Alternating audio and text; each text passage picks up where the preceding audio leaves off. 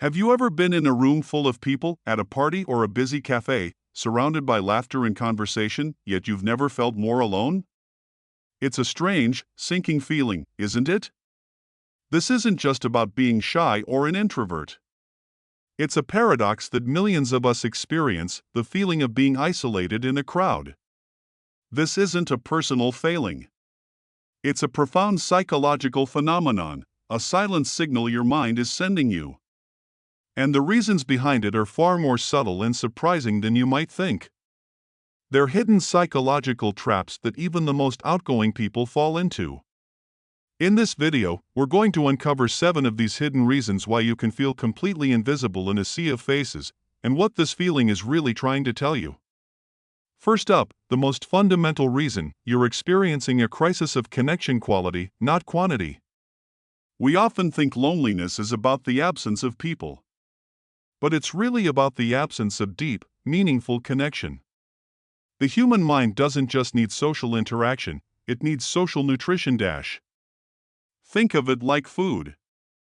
You can eat a whole bag of junk food and feel stuffed, but you'll still be malnourished, tired, and craving something real. Small talk, gossip, and surface-level pleasantries are the junk food of social interaction. They fill the time, but they don't nourish your soul. The psychology behind this is our primal need for what researchers call reciprocal validation and belonging to a tribe. For millennia, our survival depended on having a small, tight-knit group of people we could trust with our lives. Our brains are still wired to seek that. We need to feel seen, heard, and understood on a genuine level.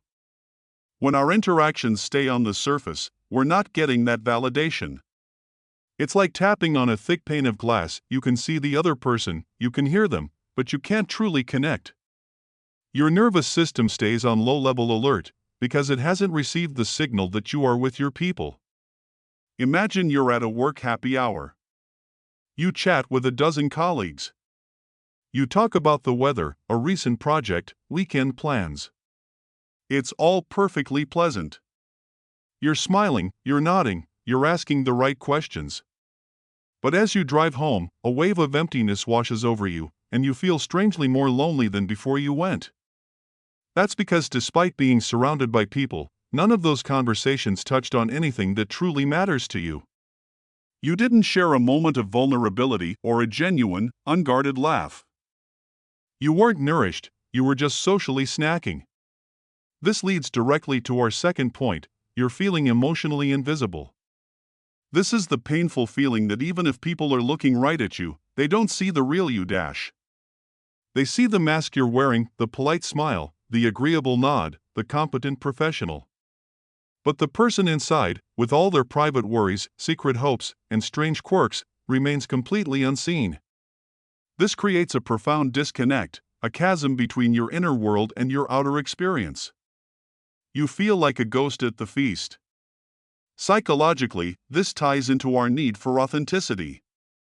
We have a deep-seated desire to be accepted for who we truly are. When we feel we have to hide our true feelings, sadness, anxiety, or even just a dissenting opinion in order to fit in, we are essentially telling ourselves that the real us is not acceptable. This self-imposed isolation is one of the loneliest feelings in the world because you are, in a sense, rejecting yourself on behalf of others. This performance is called emotional labor, and it is incredibly draining. Think about a time you went to a family gathering right after receiving some bad news you weren't ready to share. You put on a brave face because you didn't want to bring the mood down or face a barrage of questions. Everyone tells you how great you look and how well you seem to be doing. You smile and thank them, but inside, you feel like you're screaming. You feel the tension in your jaw from holding a smile, the weight in your chest. That gap, that vast, empty space between how you're being perceived and how you actually feel, is the very heart of emotional invisibility. The third subtle reason is the social comparison trap. This one has been supercharged in the modern world. You're in a public place, maybe sitting in a park or on a bus, surrounded by people. You pull out your phone, and you're instantly bombarded with the curated highlight reels of everyone else's lives. You see engagements, exotic vacations, career promotions, and perfect-looking families. Meanwhile, you're sitting there, just trying to get through a normal, messy, complicated day, maybe worrying about a bill or feeling insecure about a project at work. The psychology here is powerful. Our brains are wired for social comparison. It's how we assessed our place in the tribe for thousands of years. But our brains were not designed to compare our own raw, behind-the-scenes footage to everyone else's professionally edited movie trailer. This creates what psychologists call upward social comparison, which consistently leads to feelings of inadequacy, envy, and, you guessed it, loneliness. It tricks your brain into thinking you're the only one who isn't succeeding, the only one whose life isn't a constant stream of joy. Imagine you're at a trendy coffee shop. It's packed. You're trying to enjoy your latte, but you can't help but notice the group of friends next to you, laughing and taking perfect selfies for their stories. You scroll your phone and see an old friend just bought a new house. Someone from college just got a major promotion. Suddenly, even though you are physically surrounded by dozens of people, you feel completely alone in your own struggles and your own average life. You feel like everyone else is part of a club, the Life is Amazing club, and you weren't invited. Number 4 is a powerful one. You're surrounded by people with misaligned values. You can be in a room with the kindest, friendliest people on the planet, but if their core values and interests are fundamentally different from yours, you will feel like an alien. Connection isn't just about liking the same movies or laughing at the same jokes, it's about sharing a similar worldview, caring about the same things, and speaking the same emotional language. It's about what you find meaningful, what you strive for, and what you believe constitutes a life well lived. When your values don't align with the group's, you experience a form of cognitive dissonance. You're trying to participate in conversations that feel shallow or meaningless to you. You might have to suppress your own opinions or passions to avoid creating friction or being seen as weird. This act of self-suppression is incredibly isolating. It reinforces the idea that to belong here, you have to pretend to be someone else. You're not just lonely, you're compromising your own identity. Think about being out with a group of old friends from your hometown. All they want to talk about is buying bigger houses, the latest celebrity gossip, and complaining about their neighbors. But you've spent the last few years passionate about minimalism, travel, and personal growth. You smile and nod when they talk about new car models, but every minute feels like an hour. You're physically present, but your mind and spirit are a million miles away, thinking about the book you're reading or the skill you're trying to learn. You're not connecting, because the conversation isn't feeding your soul. It's like trying to plug a European charger into an American outlet, it just doesn't fit. This leads us to the 5th reason: you're carrying the performance burden.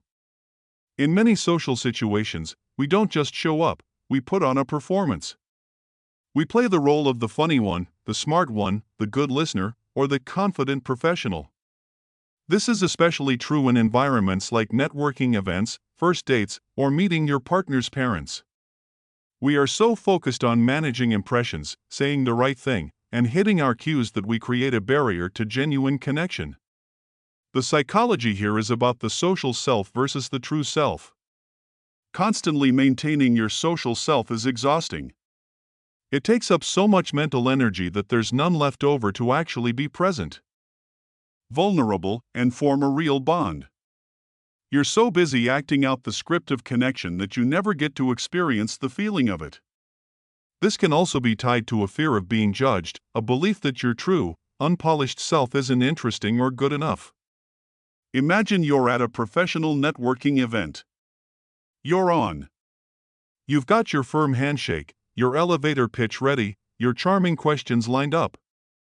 You move from person to person, collecting business cards, your smile never faltering. You might even come across as the most popular, well-connected person in the room. But when you get home, you feel drained, hollow, and strangely disconnected. That's because you weren't connecting with people, your professional avatar was.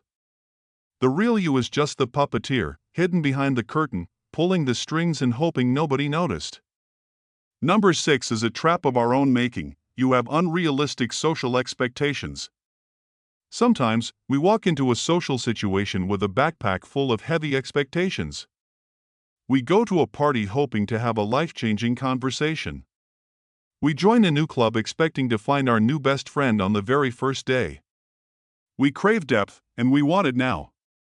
When reality delivers polite, cautious small talk instead, we feel disappointed and rejected, concluding that the event was a failure and that we didn't click with anyone. This is a cognitive trap known as the expectation-reality gap. Our minds create a beautiful, idealized version of how an event will unfold, like a movie script. When the real-life event is just, well, normal and unscripted, our brain registers the gap as a negative experience. We interpret neutral or slow-developing interactions as failures. We forget that trust and intimacy are built slowly, layer by layer, not discovered in a single moment. Think about moving to a new city. You're excited to make friends, so you go to a local meetup group for hiking. You're hoping for instant chemistry and deep bonds. Instead, you find that people are polite but a little reserved, mostly talking in their established friend pairs. Conversations are light. No one invites you to hang out afterwards. You go home feeling dejected, thinking, I didn't connect with anyone. Maybe there's something wrong with me. The truth is, you didn't fail. You just experienced the normal, slow-burn process of how friendships actually form. Your expectation of instant connection made a perfectly normal evening feel like a lonely rejection. And finally, the seventh subtle reason, and perhaps the deepest of all, you are haunted by echoes of the past.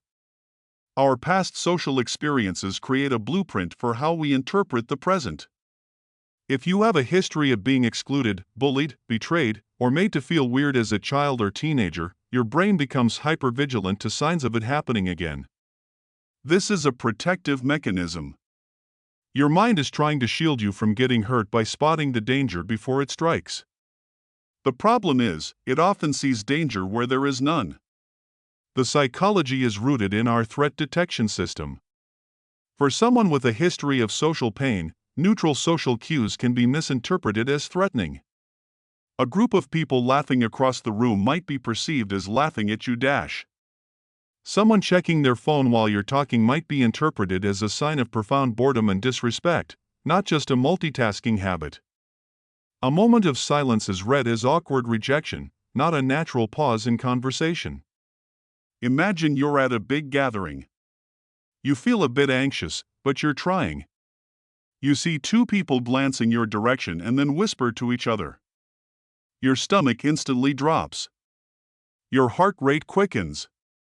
Your brain, referencing its library of past hurts from the school cafeteria or the playground, screams, they're judging you. You don't belong here. Escape. In reality, they could be talking about the terrible music or complimenting your shirt. But your past has colored your present, causing you to emotionally withdraw. You pull back, put up your walls, and the prophecy of being an outsider fulfills itself. This echo of the past is what keeps you lonely, even when an opportunity for connection is right in front of you. So, feeling lonely in a crowd is not a sign that you're broken or unlikable. It's a complex, intelligent signal. It's your mind's way of telling you that you're craving more depth, more authenticity, more alignment, or that you need to gently heal from past wounds. It's a compass, not a verdict. It's pointing you toward what you truly need for social and emotional well-being. Listening to that feeling, instead of judging yourself for it, is the first step toward finding the genuine connection you deserve. Remember, this video is for educational and entertainment purposes only and is not a substitute for professional advice. True, persistent feelings of loneliness can be a serious issue, and speaking with a therapist or counselor can provide you with dedicated support. Now, I want to leave you with a question to reflect on. Of these 7 reasons, the need for quality connection, emotional invisibility, the comparison trap, misaligned values, the performance burden, unrealistic expectations, or the echoes of the past, which one resonated with you the most? Share your story in the comments below. Describing a specific moment you felt that loneliness in a crowd might just be the thing that makes someone else reading it feel a little less alone. Thank you for watching.